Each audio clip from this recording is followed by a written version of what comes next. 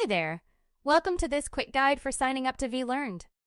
Before we start, it's important to understand that Vlearned is an organizational-based learning management system.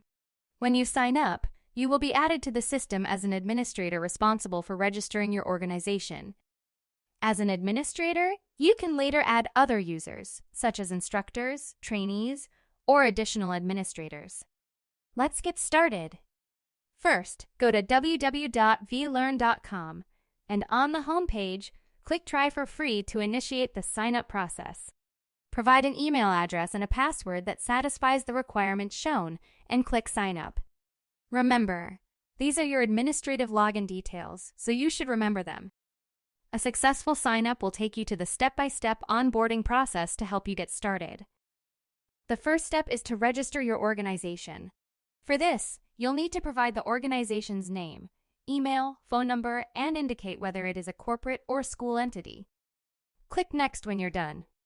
Next is the organizational branding. For this, you can optionally provide a logo. Please note that only square logos are accepted.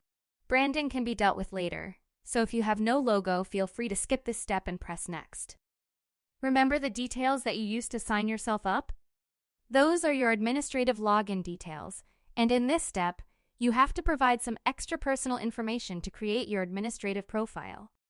The sign-up details and your profile information are merged together to personalize your in-app experience.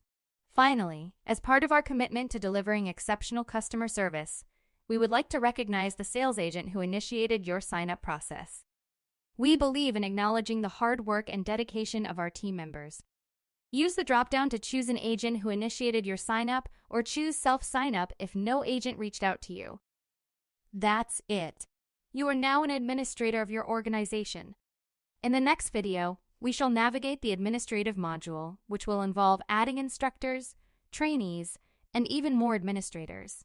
We shall also look into the process of creating a course, assigning it to an instructor, and enrolling trainees into the course. See you in the next one.